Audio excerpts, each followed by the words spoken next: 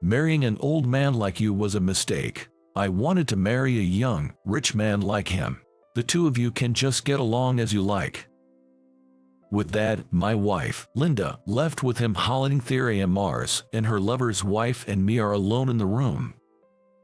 I guess to my wife, I'm just an old man, being 12 years older than her. Feeling down, I caught sight of my wife's lover's wife. She looked familiar. As I was looking at her, she turned to me and gave me a beautiful smile. "Long time no see. My name is George Sullivan. At 36, I worked 3 shifts at a factory.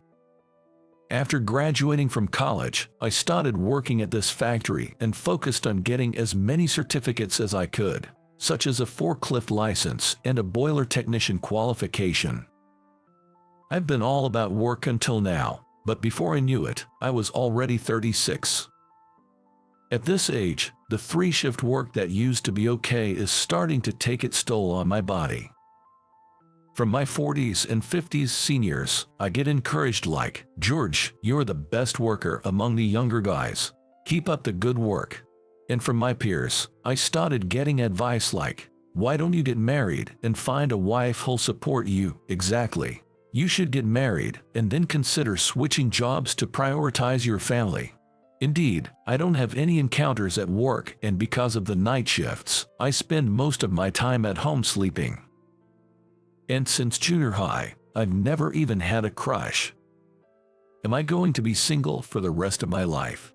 Feeling anxious, I decided to join a matchmaking agency. And a month after joining the matchmaking agency, I met a woman who was 12 years younger than me and started dating. Her name is Linda. She's 24 and works as an esthetician. Linda looks so young and beautiful that she wouldn't be out of place in a high school. After meeting her, I had more chances to look at myself with rough skin. I guess I'm really an old man. I began to feel seriously disgusted with my aging that I had been vaguely aware of. I lose confidence in myself and start self-loathing. In contrast to me, Linda always behaved very brightly. "Hey, when can we meet next? Where do you want to go? I'll think about where to go." She energetically led me, who was being overly self-conscious about my age and looks. "I'll contact you the next time we can meet. Let me think about the date spot too." To meet her expectations and efforts, I tried my best to be cheerful in front of her, without thinking about myself. Working 3 shifts, I made time to meet her in the limited free time I had during the day. And we decided to leave the matchmaking agency as a married couple 6 months after meeting. After we left the matchmaking agency, we had a meeting with both families, prepared for the wedding, and planned our honeymoon. Furthermore, we decided on a new home to start our life together. Before I knew it, the busy days were over, and my married life with Linda began. Our marriage life started immediately. It was finally time for my wife to voice her pent-up complaints. As if she'd been waiting to do so, she started expressing her dissatisfaction with me. "You're always working night shifts and sleeping all day. We can't even go shopping together. We never have a conversation. It's audacious of you to expect me to understand everything without you saying anything." Every time she looked at my face, she would spew such grievances. To make matters worse, I caught my wife complaining about me on the phone with her friends. "He's 12 years older. He's definitely an old man. He even smells. I should have married someone younger." I tried my best to deflect my wife's complaints, but my already fading self-confidence was further eroded.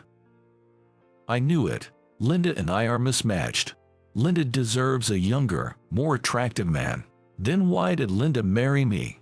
I would ponder such things after finishing my night shift, my mind hazy with fatigue.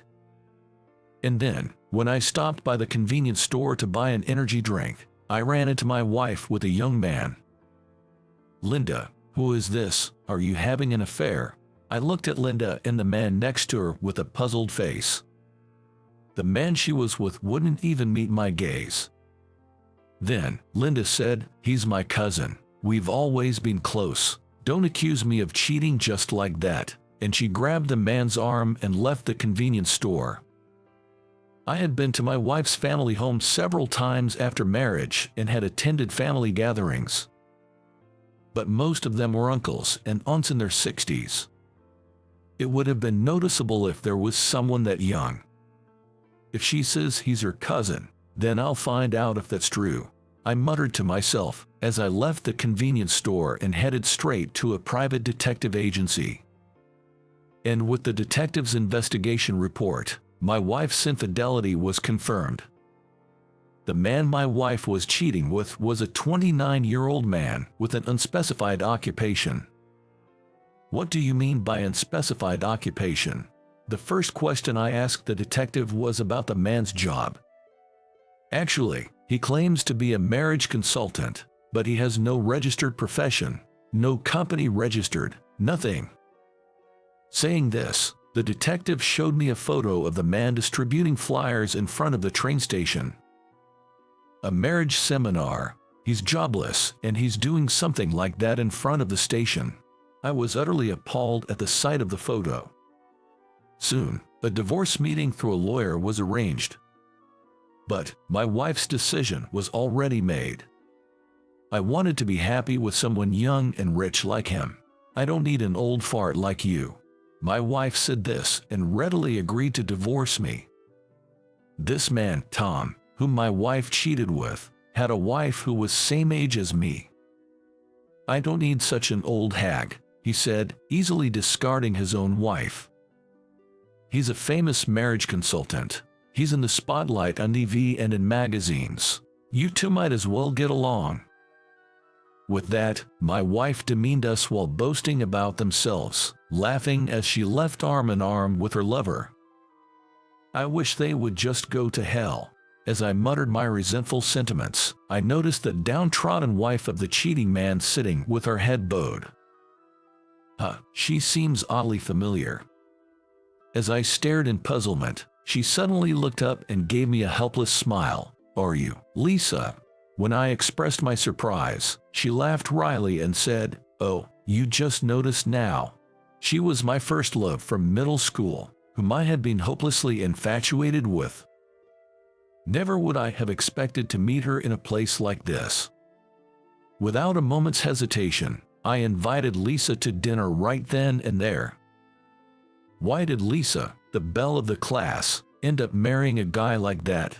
Oh, don't say it like that. In the beginning, he was so kind, gentlemanly, and wonderful. Lisa smiled with her usual sophisticated grace. "But he cheated on you. He's the worst." As I confronted her with a grave look on my face, she started to share her story. "I used to be popular among many boys during my school days, but once I became a working adult, opportunities to meet men or being courted suddenly disappeared." Her eyes started to well up with tears. "Furthermore, my father passed away from cancer right after I graduated from college. My mother fell into depression because of that, and I had to work hard to take care of her. I was the only one who could support my mom," she said, trying to hold back her tears while forcing a smile. "I was so busy with work and taking care of home that I didn't have time to consider marriage. I felt pathetic as I passed my prime marriageable years, so I ended up meeting my husband at a marriage seminar out of desperation." "Really?" I said, shocked and speechless. She showed me a cutout article from a magazine. The article was about the man, my ex-wife's affair partner. Hot scoop. Famous actress finds love with dating coach, Tom. As I curiously browsed the article, she spoke. "He calls himself a dating coach, but in reality, he's unemployed and holds these relationship seminars. Recently, a famous actress attended one of his talks, and he's garnered some attention because of it." So, that guy was actually jobless. My eyes widened in surprise, and she chuckled. "Yes, jobless and making no money from his seminars, but he was always kind and attentive to me. He'd get carried away with his temporary fame and messed up everything. Her smile had a touch of loneliness. Seeing her like this made me feel a pang of pain in my heart. "I'll listen to anything you have to say. Please, don't hold back anymore," I said, surprising her with my passionate outburst. She smiled and said, "Then, I have one favor to ask. Would you date me if you're okay with it? And of course, with marriage in view in the future?" Yes. I was overjoyed by the unexpected confession from my first love. "Absolutely. I've liked you since middle school, Lisa." I started crying in the restaurant where we were having dinner, not minding the people around us. "Stop it, it's embarrassing," Lisa chuckled. Soon after our respective divorces, Lisa and I began dating. We would go to amusement parks or zoos on our days off, and we'd hold hands and chat on our way home. "I've actually had a crush on you, George, since middle school. Of course, I knew you liked me too," she confessed. "I would have been thrilled to date you if you had told me that," I replied, laughing awkwardly. "But it's so embarrassing, especially with everyone watching at school," Lisa said bashfully. Then looking up, she said with a bright smile, "But now, my long-held wish has come true, and nothing could be better. That's killing me," I replied, blushing and unable to meet her eyes. "Being with Lisa makes me feel pure, like I'm back in school and falling in love for the first time. I don't worry about my age or looks. Her smile alone fills my heart." In the bliss of this new romance, I found myself forgetting about my ex-wife entirely. It's been 2 years since I started dating Lisa. I proposed to her, and now we are planning our wedding while living together in the same apartment. I'm glad I can still see the kind man you were when we first started dating, even after moving in together. I'm so happy I'm going to marry you, George." With a smile, she said those words, and I held her close, whispering in her ear, "You don't need to think about that guy anymore." Just at that moment, my cell phone rang. It was my ex-wife. What does she want now? Should have blocked her number, I mumbled, picking up the call as Lisa looked at me, worried. "Can I borrow me some money? Just a little bit." She didn't even say hello, just begging for money. I sighed at my ex-wife's audacity and asked, "Just a little or how much?" $10,000. "No, $5,000. You call that a little?" I was half exasperated, half angry when she started crying all of a sudden. "My husband lost his job. We can't afford to live, can't even pay the rent. Debt collectors are coming today." In a somewhat spiteful tone, I retorted. No way a famous dating coach who helped a famous actress get married could suddenly lose all his income, right? She stuttered, struggling to respond, and I continued. "Well, it's been years since he was famous. Now he's just a well-known con artist, your dear husband." Upon hearing this, she suddenly panicked. "What do you know about my husband?" "Yeah, I've seen it in the news. Selling off-the-shelf perfumes and bracelets for thousands of dollars. I saw in a tabloid that the victims are suing him." "That's right. That unemployed guy, who claimed to be a famous dating coach, got a bit too carried away with his newfound fame. He was trying to sell cheap perfumes and bracelets worth a few dozen dollars for thousands of dollars. Obviously, his victims filed a lawsuit, and now reporters are swarming his house every day. And because of this, his affair with Linda, which led to their meeting, was revealed to the world. When a dating coach destroys a family through an affair, it's bound to plummet his popularity.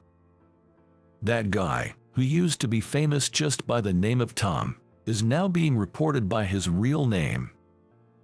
His real name and his wrongdoing are spread all over the country, and now everyone knows him as a famous con artist.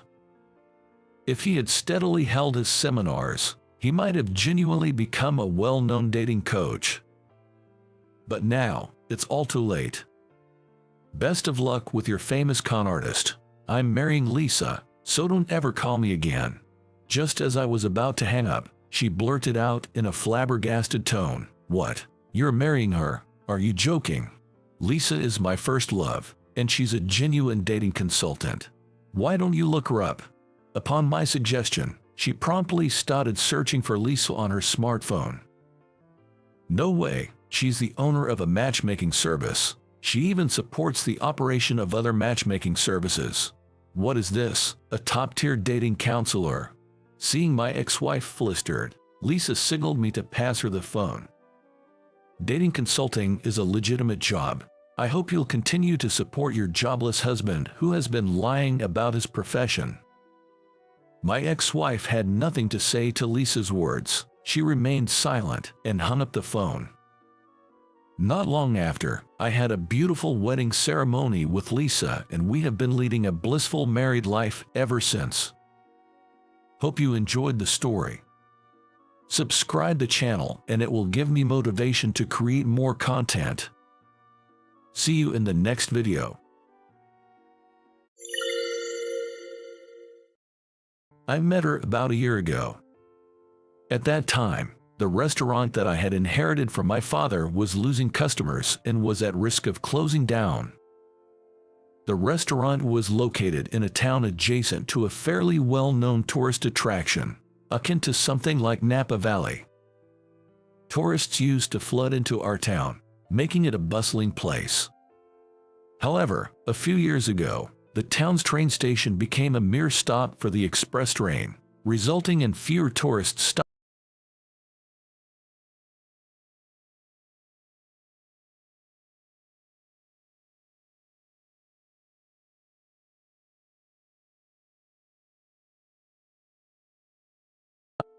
In order to clear my head, I decided to refresh myself by spending a night at a hotel with hot springs in the neighboring town of Sonoma, a place that also held connections to my father. "Mr. Jones, my name is Catherine, the young proprietress here. I'll bring your dinner, with drinks and appetizers shortly, but the main dish may take a bit longer. I hope you understand." "Is there a problem?"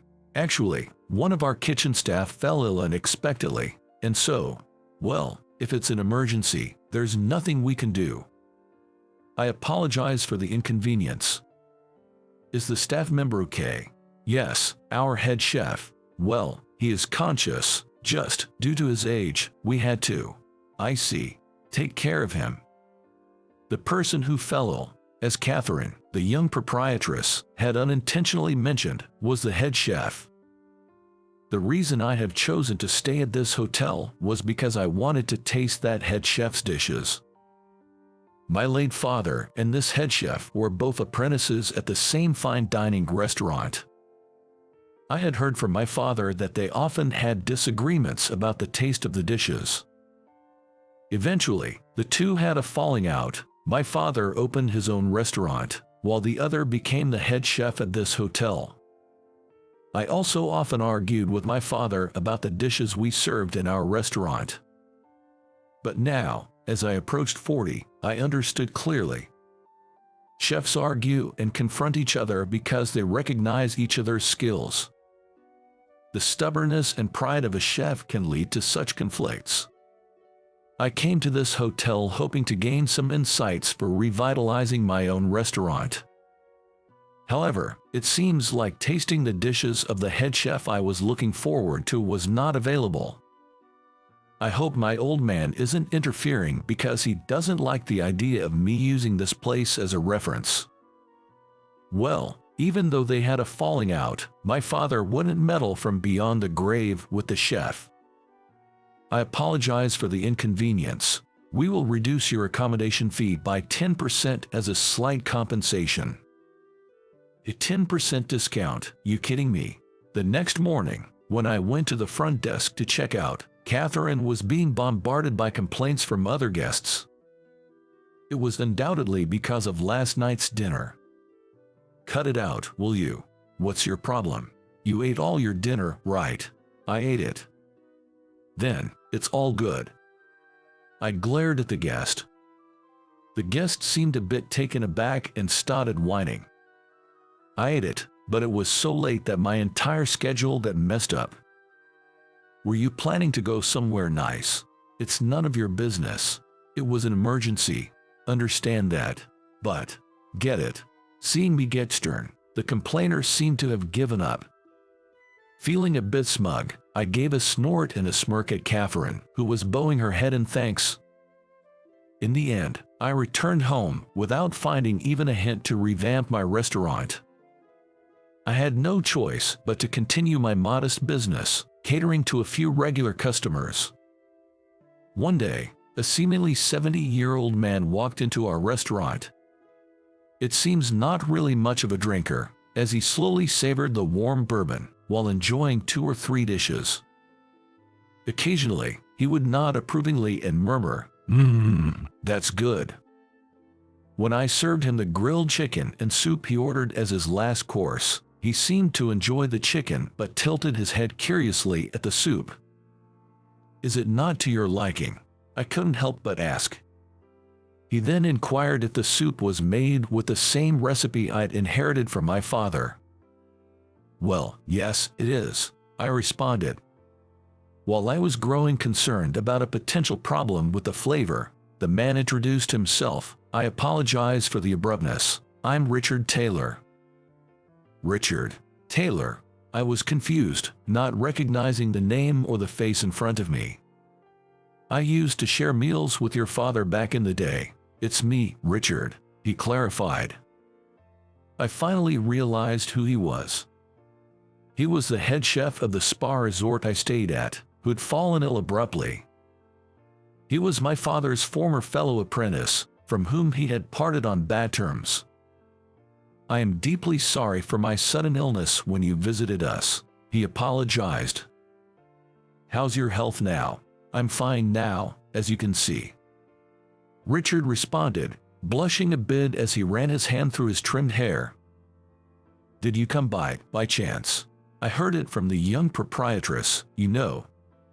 She had told him about the man who had placated a disgruntled customer the morning after the head chef had collapsed. Young proprietress checked the guest book and informed Richard that it was a certain Noah Jones. "Ah, so you're the son of that Jones, and so, tonight, he had come all this way to thank me." That reminded me that my father and Richard had parted ways over their differing cooking styles. When I asked Richard about it, he replied, "That is true, but we respected each other's skills as chefs. It was just a matter of different directions. My father always aimed to complement alcohol, so he pursued flavors that matched well with drinks. Richard, on the other hand, not being a big drinker himself, sought after flavors that appealed to everyone. That's why we went our separate ways. Though my father and Richard rarely met, they stayed in touch," he said. "You know, I briefly met you at your father's funeral," Richard added. "Oh, I see. My apologies for not remembering," I replied. "It's been 5 years already. Yes, time flies." As I responded, Richard looked off into the distance. I was curious about Richard's reaction when he tasted the soup earlier. "About the soup?" "Oh, it was delicious, but it felt different from your father's flavor." So, I remade the soup and offered it to Richard. After he took a sip, he said, "It feels similar, but does it lack something? Well, how should I put it? It's a more refined taste." "Richard, weren't you usually serve my father's soup after a heavy night of drinking?" "Yes, that's right. Back in our apprentice dormitory, your father and I used to drink together a lot. I'm not a heavy drinker, so I would get drunk quite quickly. Then, your father would say, 'Here, have this as the last drink.' It was so delicious. Even when I tried to recreate it by brewing the broth in my way, I couldn't. I asked your father if there was a secret ingredient, and he would say, 'The secret ingredient is love,' keeping it a mystery." The secret was quite simple. My father's dishes were generally strong and flavorful to pair well with alcohol. However, he made his final course soup light. The method was straightforward and nothing special. Simply, he added 1 cup of hot water to 3 cups of regular soup stock to dilute it. After heavy drinking, that was just right and healthy, according to my father's philosophy. I see. After you had a fair bit to drink, saying the secret ingredient is love wasn't entirely off, was it? Richard took a sip of the soup I'd made from scratch, thinned with hot water. It seems I haven't had enough to drink tonight. Is it, perhaps, a bit bland for your taste? Yes. Richard and I burst out laughing. Then we spent some time reminiscing about my old man. Towards the end, Richard got serious. Sorry to ask, but did you lose customers after the termination of the express train stops at the station?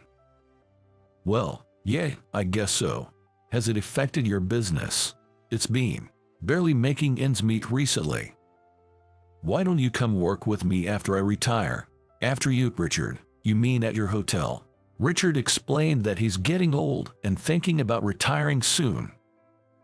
The staff he currently has are excellent chefs, but something is missing, it seems. Everyone's too obedient. They lack the spirit. We don't have anyone with the backbone your father had. I wonder if you'd be a good fit. I wasn't sure if I had as much spirit as my old man did. Plus, it wouldn't be fair to the sheiks who've been there from the start if I just walked in. I'm honored by your offer, but I can't give up on this place. It's my dad's legacy. I'm not ready to let go yet. When I said this, Richard seemed to understand and nodded several times. You're right. I was too hasty. After all, you're the son of that great man. And then, leaving me an invitation to visit his kitchen if I ever change my mind, he left a complimentary voucher for his hotel before departing. About 3 months had passed since Richard started visiting my diner. My business was on the verge of collapse. Maybe I should go and check out Richard's hotel. I wasn't ready to close the doors on my diner just yet, but I knew I needed to do something if I wanted to move forward. Mr. Jones, we've been expecting you. Did I arrive a bit too early? Aiming for a time before the chefs would get busy with dinner preparations, I'd arrived at the hotel a bit early. I'll call the head chef for you. He should be free at this time. That's why you came early, right? She knew my intentions. As I was apologizing to her, she just smiled and said the head chef was also eagerly waiting for me. Hey, everyone, listen up. This is Noah Jones, the man I've been telling you about. As soon as he guided me to the kitchen, Richard introduced me to the other chefs. Everyone bowed their heads and said, "Nice to meet you." Richard, I'm still not. I understand. It just happens that some of our experienced staff decided to go independent recently. Look, they are all young, aren't they? So I told them that a friend of mine might be able to lend a hand. That's you. Richard said that, but I felt a little uncomfortable. After all, I hadn't given up on my dad's diner. That night, after a dip in the hot springs and returning to my room, the hotel's maid had set up my dinner. When asked what I'd like to drink, I ordered a glass of bourbon. Shortly thereafter, the bourbon was brought in. The one who brought it was the young proprietress, named Catherine. Thank you for coming today. Thank you for having me. Please, have a drink. Thank you. I'm honored to have the young proprietress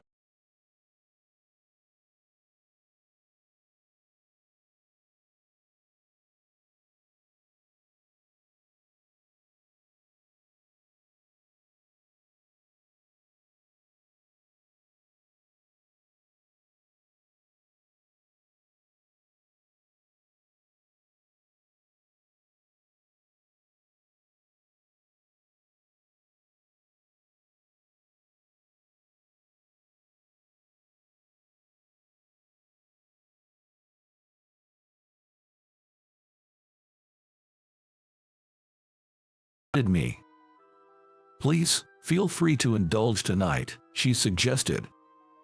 She was quite persuasive. And by the time I was fairly inebriated, Richard arrived. "How about this, as a second helping from your dad? A nice bowl of soup to finish off," he offered. I felt a strong urge from Catherine and Richard to become a cook at their hotel. But I couldn't bring myself to close the restaurant my father had left me. That night, I was alone in my bed and I couldn't fall asleep. "What part of this dish do you not like?" "It's old-fashioned. The food Dad cooked." "It doesn't matter what you said. We're serving this to customers." I remember arguing with my father about cooking. Those memories faded in and out in my drunken head. My restaurant was quiet for the days that followed. Until one day, an unexpected customer arrived. It was Catherine. "Oh, you startled me. I just decided to come." "Did Richard suggest you come here?" "Yes, partly, but I also wanted to come," she replied. "Just a moment, please," I said to Catherine and pulled in the shop curtain that was hanging outside. "Sorry, but we're closed for today." "Because of me?" Catherine asked, looking a bit apologetic. "Since you're already here, and it's not like we're busy." I gestured around the empty restaurant with a resigned laugh. "So things are really tough, huh?" "I'm ashamed to admit it," I confessed. "I heard rumors about a major blow to the next town ever since the express train started passing through," she mentioned. "Anyway, let's forget about these depressing talks. Let's enjoy ourselves." Catherine was quite a drinker. She was the only daughter in her family that had been running a spa resort in the area for generations. Naturally, she became the young proprietress. She had learned to drink since she took over the role. I start working early in the morning, and I find myself looking forward to a drink after a long day. I'm the same, but in my case, I think I just inherited my father's love for alcohol, I replied. Just a few months earlier, Catherine and I had met only once or twice, but we were now talking like old friends. "Come on, let's have another round." "Another one?" I asked, surprised. "Yes, just one more. But my heart is already full." "Dad, I'm sorry, I can't keep running this restaurant anymore." 6 months later, I closed the restaurant that my father had left me and took a job as the deputy chef at the spa resort where Catherine and Richard were. Thanks to Richard's efforts, the existing chefs warmly accepted me. When I was appointed as deputy chef, the young proprietress Catherine had proposed a condition. "Please live here in this resort and join us for a drink after work." This was exactly what I wished for. I had no reason to refuse. "Noah, come on over here, let's have a drink." "Again tonight? Why not? Let's do it." When I entered the room where she was waiting, I saw Catherine happily pouring whiskey. "Here, have a glass." I responded with a nod and took the shot glass in my hand. And as Catherine poured for me, I thought to myself, I'm about to turn 40. It's not that I haven't had girlfriends in the past, but I've stayed single up to this age. My late parents were late to marry, and when my dad was 40, I was born. Now, as I'm about to turn the same age as my dad was when I was born, I'm here, every night, getting whiskey poured for me by Catherine. Maybe this is what they call fate. "What do you mean?" In response to Catherine's question, I said this. "Will you accompany me for a nightcap for the rest of our lives?" "For the rest of our lives." After a moment, Catherine smiled broadly and nodded vigorously. Catherine and I gazed at each other. It was a moment when our feelings connected. Thus, Catherine and I got married, with Richard, who retired, serving as a matchmaker. Working together, we strive to manage the hotel. How was it? Subscribing to the channel would be a great motivation for us to continue making content. See you in the next video. Please, let's keep this between us. I don't want this getting out at the office. Then, in return, I have a favor to ask. I only had one wish. I am Michael Johnson, a 48-year-old single office worker. Currently, I work as an assistant manager in a publicly listed advertising company. Having spent my previous years caring for my father, who suffered from a serious illness and passed away last year, I hadn't had any romantic involvement until now. But then again, romance is probably out of reach for a lame guy like me. At work, a female coworker named Amanda has been keeping distance from me. Michael, here's the material for the next meeting. Thank you. Even when handing over documents, she avoids making eye contact. Her manners are impeccable, but I could feel that she disliked me. The male coworker who sat next to me, named John, noticed our interaction and said, "Amanda is such a beautiful woman, but she's rather cold, huh?" It can't be helped. From her perspective, it's natural to despise an old man who's been kicked off the fast track to promotion. Yes, Amanda, with her rapid promotions, had also become an assistant manager at the young age of 32. Not only was Amanda a career woman, but she was also actively involved in all the company events. Under the previous CEO's policy, there were frequent drinking parties and golf tournaments. I wanted to join as much as possible, but whenever these plans came up, I had difficulty coordinating with the home care nurse, so I couldn't participate as I wanted to. The previous CEO frowned upon my behavior. "Michael, you're not sociable, but Amanda, in comparison, she's amazing. Her dedicated attitude really was admirable." Indeed, the previous CEO disliked me, and I was stuck in my assistant manager role, off the fast track to promotion. Some of my peers even became directors. How embarrassing. Returning home feeling miserable, more despair awaited me. Oh, this place is really a mess. My father, who used to manage apartment buildings, was financially well off and left me a large house. However, since it was an old house, unused furniture and appliances were lying around, turning the house into a haunting mess. I'm not good at housework and let it get dirty to this extent. I really need to do something about this. After searching online for a solution, I stumbled upon a home service website. The site promised that, for a fee, a home helper would visit my house and handle tasks like cleaning and cooking. This seemed perfect for someone like me, who struggles with housework. I immediately called the company and arranged for a helper to visit my house this Saturday. As promised, my doorbell rang on Saturday. Finally, I can say goodbye to my messy room. I opened the door, only to freeze in shock. Standing before me was none other than Amanda. "Is that you, Amanda?" I thought it might just be a coincidence of the same names, but I never thought it would be you. Amanda looked just as shocked as I was, her eyes wide behind her glasses. Usually, she would be dressed in a sharp suit, fully made up, but today she wore a frilly apron and even her glasses. Her minimal makeup gave her a young and cute impression, creating a stark contrast with her usual appearance, causing my heart to race. Amanda in glasses looks really good. Oblivious to my inner turmoil, Amanda was sweating nervously. "Please, let me in. I don't want anyone to see me." "Oh, right, please come in." That's when I understood why she was so flustered. Side jobs were prohibited at our company. "Well, would you like some tea in the meantime?" "Thank you. But I must say, I'm surprised. Who would have thought you were working a home service job?" "There's actually a reason."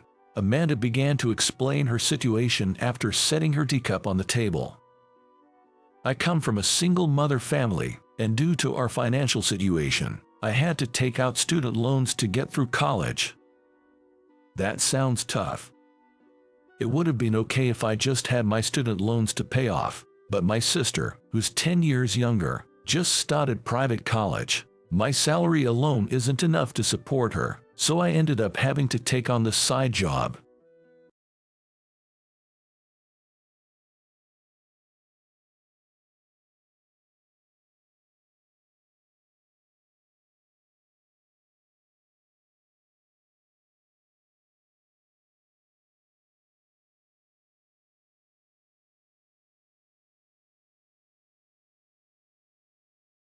This a secret from the company.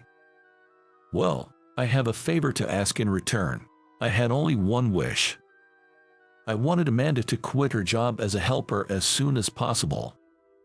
Since we never know when the company might find out about your side job, I'd like you to stop taking new orders and come to my place once a week. You should quit this side job as soon as possible. You're expected to climb the corporate ladder, so it's not a good idea to walk on thin ice. You're right. I'm also planning to pay off my student loans by the end of this year, so I'm thinking of quitting my side job. I think that's a good idea. Anyway, I'm looking forward to working with you. She nodded and started cleaning right away. She made progress much faster than I expected, and by midday, the first floor was sparkling clean. Phew, I really wanted to clean the second floor and the storage room as well. No, this is more than enough, thank you. I thought she would leave as soon as her scheduled time was up, but Amanda headed to the kitchen. What are you doing? In exchange for keeping my secret, I'll make some meals for you. With that, Amanda made a lot of curry and other meals for me using the ingredients in my fridge. You've done so much, I feel bad. Don't worry about it. See you next week. Saying this, Amanda always went home with her usual business-like bow. The curry she made was delicious, and I was moved by the taste of homemade food after such a long time. And so, a strange relationship began between me and Amanda. Thanks to Amanda cleaning up efficiently every week, the house started to look cleaner and cleaner. Quite a lot of caregiving supplies here, aren't there? She seemed surprised when new diapers appeared from the storage. Yeah, they're leftovers from when I was taking care of my old man. Michael, were you doing caregiving at your own home? I told her about how my father was actually suffering from a serious illness and how, despite getting help from a professional caregiver, there were times when I had to step in when the arrangements couldn't keep up, so I couldn't attend company events. Upon hearing this, Amanda fell silent immediately. Maybe I had made her uncomfortable again. I was worried about what to do, but then, as always, Amanda cooked for me. Tonight's menu was gratin and salad, and as always, the food was professionally done. Amanda, thanks for today, and I misunderstood you, Michael. I was taken aback by her unexpected words. Upon closer inspection, her eyes were teary. What's wrong, Amanda? Despite being so busy with caregiving that you couldn't even join golf games, I had been rude to you without knowing any of these circumstances. I'm just so ashamed. As she started crying her eyes out, I got flustered. I never thought I would see this cool woman cry. Calm down, Amanda. Let's sit down and have some tea first. After drinking some tea, she seemed to have calmed down considerably. You see, I'm small and look younger than I am, right? I often get underestimated because of it, so I was acting tough. I was even rude to you, Michael. I was so naive. From Amanda, who was tearfully speaking her mind, I could sense her honest and innocent personality. That was when I realized that I had misunderstood her as well. Sure, it's rare for someone as young as you to become an assistant manager, but you don't need to be so tense all the time. Everyone knows how good you are at your job. Is that so? Yeah, so relax. I know it's hard to take advice from someone like me, an assistant manager at this age. Oh, would you like to have dinner together, Amanda? I proposed out of desperation to lighten the mood, and to my surprise, she accepted. Yes, I would love to join you. Whether it was a case of every cloud has a silver lining, we enjoyed our meal while chatting. I never dreamed we would become this close.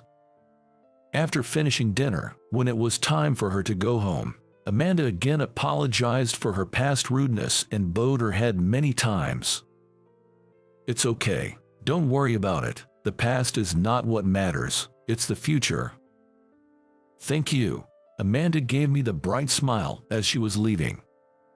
Needless to say, my heart skipped a beat. From that day on, Amanda had a softer atmosphere about her at the office. She used to be rather aloof, but she started responding with a gentle smile. Seeing this change in Amanda surprised the other employees. Amanda seems to have suddenly become kinder, hasn't she? According to Amanda, the stress of having multiple jobs had been getting to her. But recently, during our meals together, she started consulting with me about her work.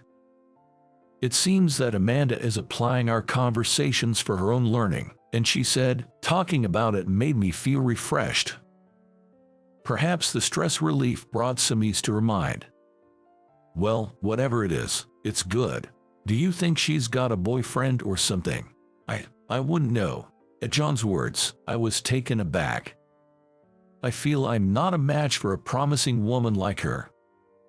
The moment I confronted this reality, I felt my mood darken. Before I knew it, while I was spending time with Amanda, I began to feel a special feeling. I think I was just a work colleague for Amanda. I might need to put some distance between us before my feelings for her get any stronger. A later event solidified this resolve.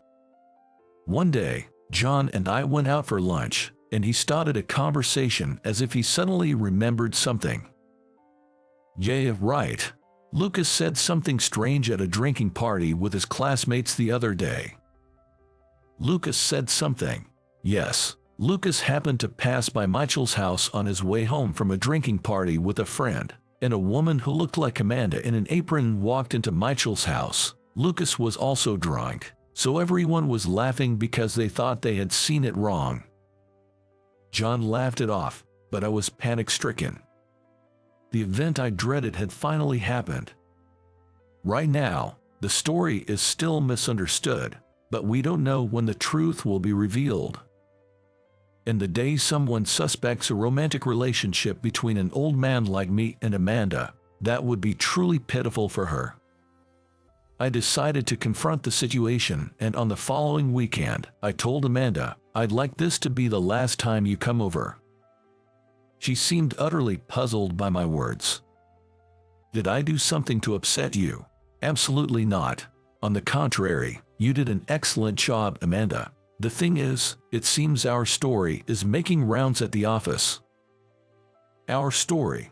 "Yes, it's just an unconfirmed rumor for now, but you never know when the cat will be out of the bag, so I think it might be safer for you to quit the side job at this point.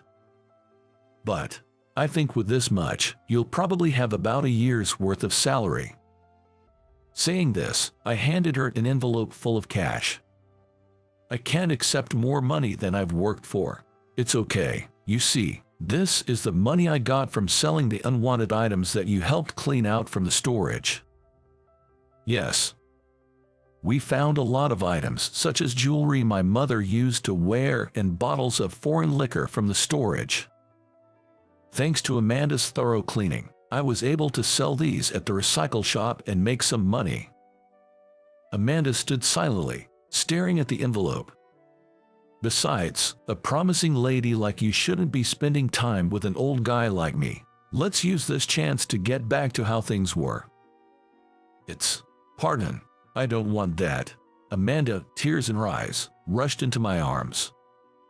This was the first time I was ever embraced by a woman in my life. But the surprises didn't end there. "Amanda, I love you, Michael." My mind went blank at Amanda's confession. Why would an exceptional beauty like her falls in love with a dull old man like me? Why would you like someone like me? "Because, Michael, you always worry about me, even though I can be rude, and you always lend me your ear when I need to talk. Even if I quit the side job, I don't want to lose my time with you, Michael. I want to be by your side. Always. I never thought that she had such feelings for me. I opened my mouth slowly as I savored this moment of happiness. Thank you. I actually like you too, Amanda. I thought I should distance myself from you for your own good. But if you feel this way, I too want to be with you. Michael. We held each other tightly. Without saying any more, we were filled with happiness as we recognized our love for each other. We thought everything was resolved and breathed a sigh of relief, but a few days later, we were both called in by the company's boss. As we nervously made our way to the boss's office, he threw a question at us. I overheard rumors about you two. I wouldn't have interfered if that was it, but someone made an anonymous accusation about Amanda's side job as a home helper. I thought that Michael knew something about this matter, so I called you to my office. Michael and Amanda exchanged glances at the boss's words. I had heard a story about Amanda getting into trouble for stealing clients from her colleagues in the past. Perhaps this anonymous accusation could be the work of someone harboring resentment against her. Seemingly understanding there was no use in trying to lie her way out, Amanda admitted to her side job.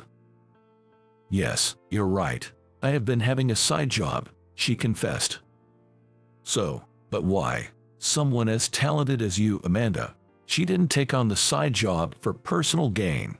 She did it out of financial necessity. Also, I bear responsibility as I knew about it and requested her services. Please, punish me as well. Michael.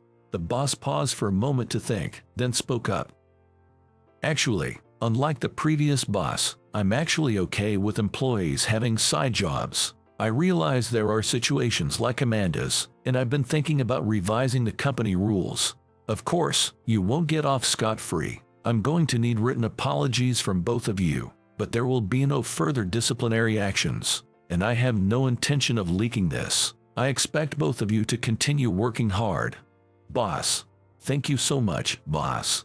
Thanks to the boss's generosity, all we had to do was submit written apologies. The current boss had been in his position for about a year, and this situation made me deeply understand why he became the boss. Since then, Amanda formally quit her side job and devoted herself more than ever to her work.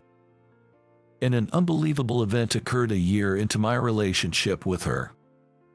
I received an appointment from the boss to become a department manager. Me, a department manager? Yes, the previous boss seemed to value networking at parties and such, but I think personal character and job performance are far more important. You are a more outstanding and thoughtful talent than you believe you are. Thank you, sir. At the boss's words, tears welled up in my eyes. I had thought promotion was far beyond my reach, and never dreamed that I could be appreciated by someone in this way. On the way home that day, I bought a bouquet of roses and a ring for dinner with Amanda. Will you marry me? Now that I had gained confidence in myself, that's what I wanted to tell her. How was that? Your subscription to the channel will be a great motivation for our production. See you in the next video. John, please, just once is enough. Rise moistened. When my first love begged me like that, I couldn't turn her down. All right, but I have to warn you, I'm not experienced in this sort of thing. I might not do it well. It's the truth. For the entire 32 years of my life, I have had absolutely no experience in love. Who would have thought, a guy like me, being asked to take on such a big task by the stunningly beautiful Emma? My name is John Miller. I'm a single man turning 32 this year. Right after graduating from university, I started working for a medical device manufacturer, where I'm still employed. I've always been good with computers, so I wanted to utilize those skills at work. However, recently, I was transferred from an administrative position to sales. According to my boss, it's good to have experience in various departments, but frankly, I wasn't happy about it. I've never been good at socializing, and I felt I could perform better in an administrative role. Honestly, I think this job change completely ignored the principle of right person in the right place. Plus, there's a male coworker named Alex in the same department who always seems to have it in for me, making the environment extremely uncomfortable. John, you're really useless. Your sales performance won't improve if you keep that gloomy face, Alex would say, scoffing at me. Alex, who is highly educated and handsome, is consistently a top performer in sales. Haha, I'm trying my best, but it's not going well. Sales is simple. Just keep talking, and you'll sell. I really can't understand why you can't do such a simple thing, he said, laughing at me. Alex even has a certified public accountant qualification and is truly an excellent talent. Everyone agrees that if things continue this way, Alex will become a company executive in the future.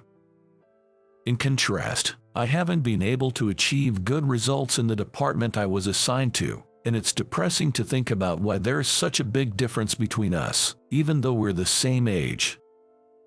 Feeling more down than I expected, I decided to visit the municipal library on my next day off. It's been a while since I came here.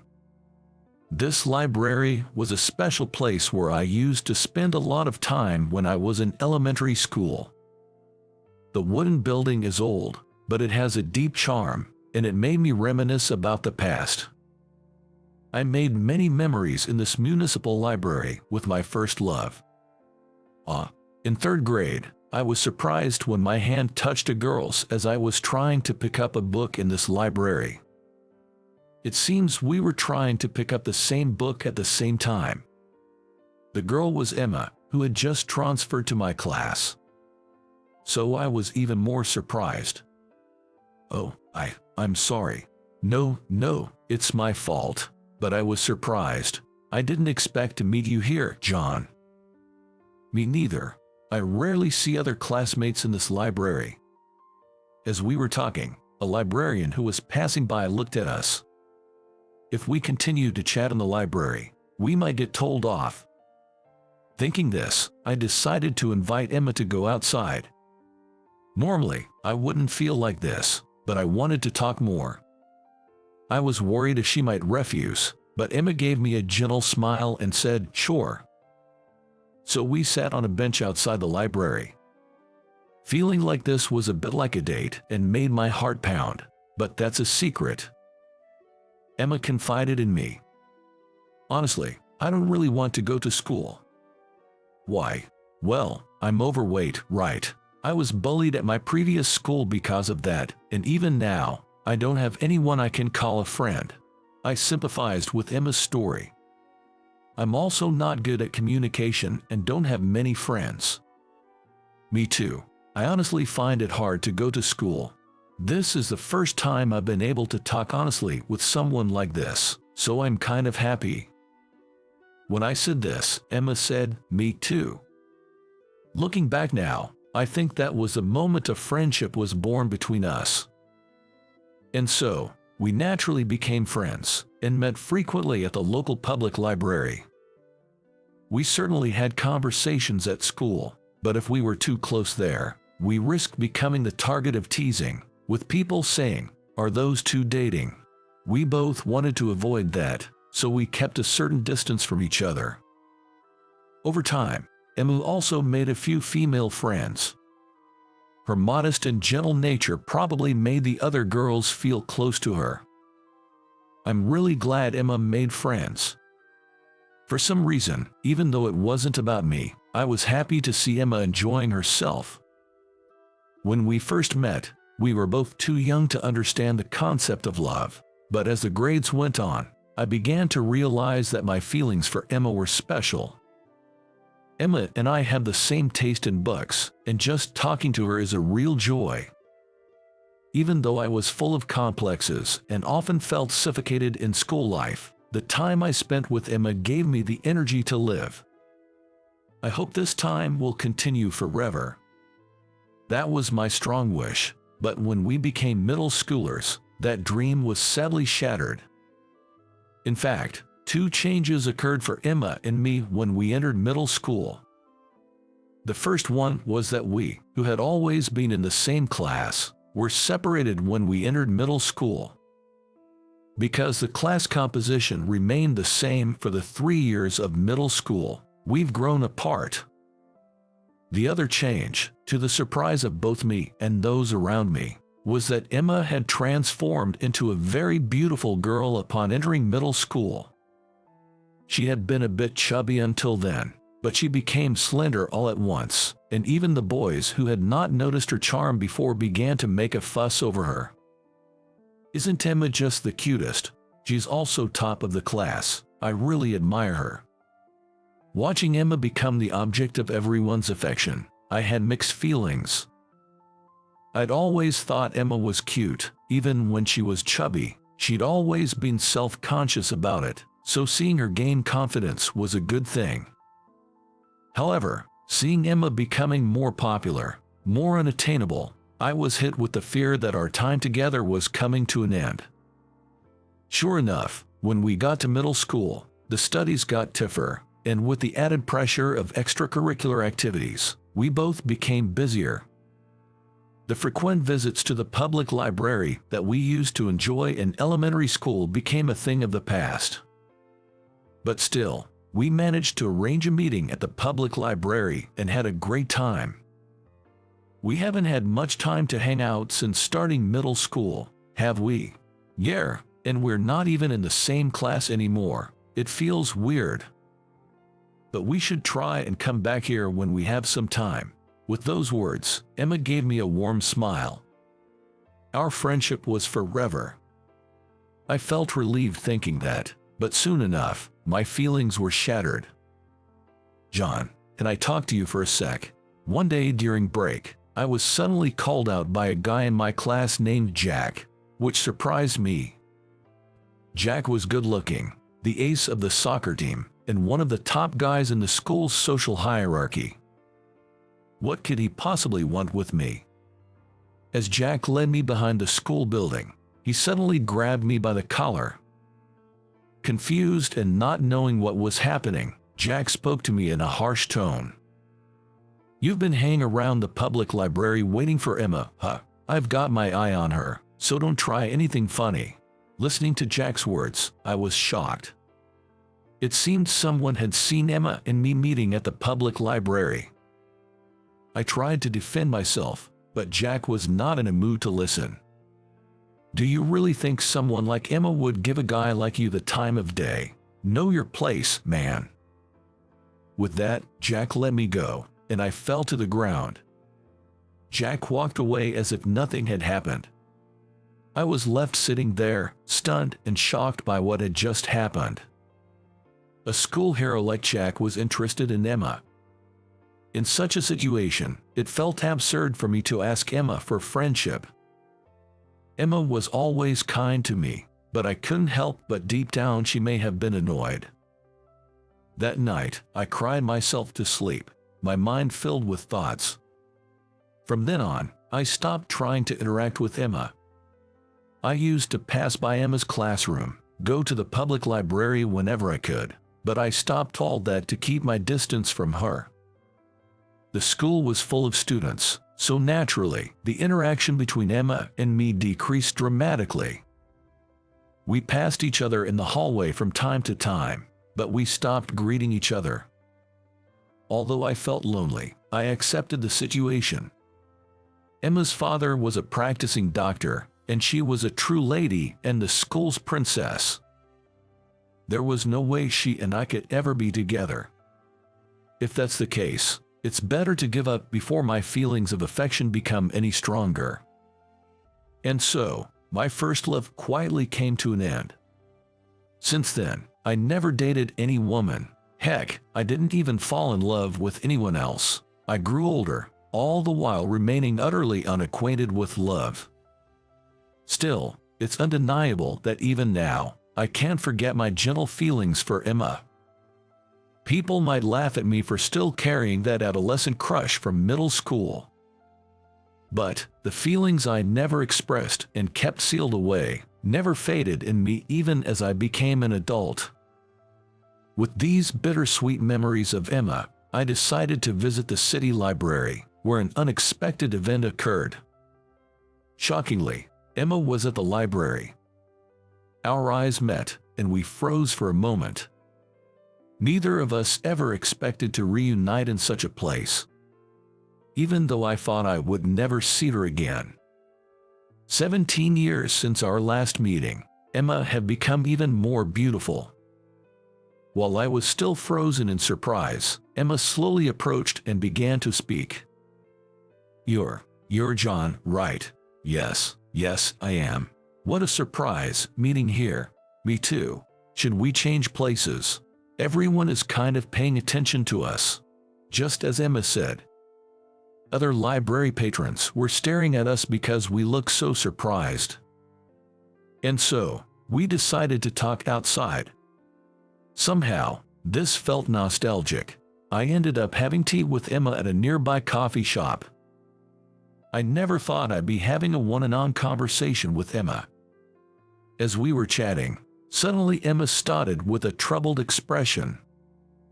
I think I can ask John. You see, I'm being forced into marriage. What? I'm currently working as a nurse at my father's clinic, and a supplier who visits there regularly has been making a pass at me. My father, seeing me single and without a boyfriend, is insisting that I should marry the supplier, but I absolutely don't want to. That sounds tough. So, John, please, pretend to be my boyfriend just once. What? I was surprised by Emma's unexpected proposal. Who would have thought I'd be asked to play the role of Emma's boyfriend? When I was trying to reject the man's proposal, I impulsively lied that I have a boyfriend. But he's so insistent and wants to meet the boyfriend. Even my father is telling me to introduce him. I'm really in trouble.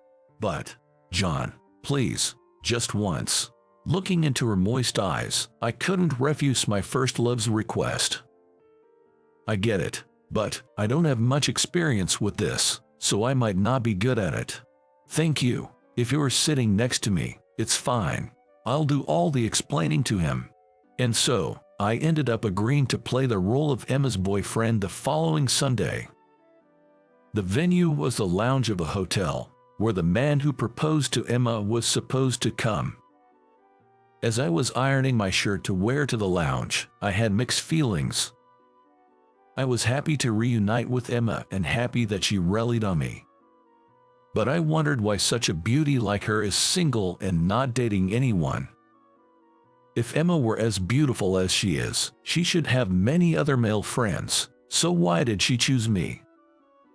I spent the day with these questions in my heart, but there was another twist waiting for me.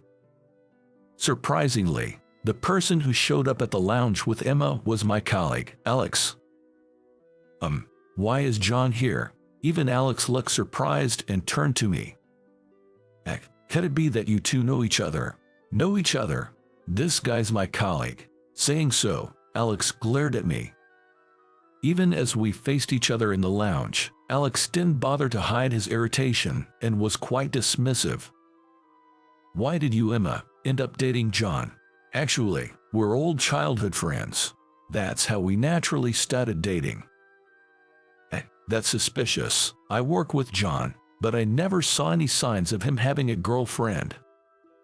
Alex said, looking at us suspiciously. Emma made up a story, but it seemed like Alex saw right through it. Could it be, Emma, you wanted to turn down my proposal, so you asked John for help? No, that's not true. But you two, despite supposedly being lovers, are distant. No matter how I look at it, you don't match. Upon hearing Alex's words, old memories flashed back. During middle school, the words showered by Jack echoed in my mind. Emma is a lady, very beautiful, but John is a complete loser. No matter how I see it, there is no way Emma could love John. Stop putting him down any further. Not expecting Emma to raise her voice, Alex and I were surprised and looked at her. Emma's cheeks reddened, her eyes watered, and she trembled. Alex, John is a wonderful man, more than you think. I love John, and I won't allow anyone to insult him. Even if it's just acting. To think Emma would defend me. While I was touched, Alex opened his mouth, looking uncomfortable. Got it, Emma. I'll give up on you. You two, enjoy yourselves. Saying that, Alex got up from his seat with a displeased look and left the lounge with incredible speed. As Emma still had tears in her eyes, I suggested we leave as well and decided to let her cool down in a nearby park. I sat her down on a bench and handed her a handkerchief. Emma, thanks for defending me. That was quite the performance. It wasn't an act. Surprised by her words, my eyes widened and Emma began to speak. I've always liked John since long ago. When we got to middle school, I felt like I was being avoided, so I thought I had to give up. But I couldn't like anyone else but John. The reason I asked you to act as my boyfriend this time is because I really wanted to be connected with you in some way. Upon hearing Emma's words, I was struck with a huge shock. Could it be that Emma felt the same way about me? I decided now was the time to tell her how I really felt, and I opened my mouth. I'm sorry, Emma, for avoiding you, but truth is, I've always had feelings for you. But why did you avoid me, then? Because you became so beautiful, I thought I wasn't good enough. That doesn't matter, you were the only one who was kind to me even when I was overweight. Actually, I started dieting because I wanted you, John, to like me. 17 years passed since that misunderstanding, but it was now cleared up all at once. We laughed together, and before we knew it, we were in a strong embrace. It was a passionate embrace that seemed to fill the 17-year gap. I won't ever let you go, Emma. Thank you. We've had a big misunderstanding, haven't we? Yes, but don't worry, we have much more time ahead of us. That's how we officially started dating and got married a year later. I quit my job on this occasion and started working in the administration department at Emma's family hospital. Emma's dad congratulated us on our marriage. When we got married, I had a conversation like this with Emma's dad. I can trust you, John, to take care of Emma. Thank you. After losing my wife and having to raise Emma by myself, I felt quite rushed. I once recommended she marry Alex, who used to visit us often, but I guess I need to be more discerning. I never expected him to get fired. That's right. Alex, after being turned down by Emma either out of desperation or recklessness, approached many women at his other clients, which led to numerous complaints, and he ended up losing his job. The important thing is not how others see you, but how you two feel about each other. You and Emma truly love each other, so I'm sure you'll make a good couple. I think so too. Because we're not connected by appearances or status. We're deeply connected by our inner selves. That's why, no matter what happens, I'm confident I will always love this woman who was my first love.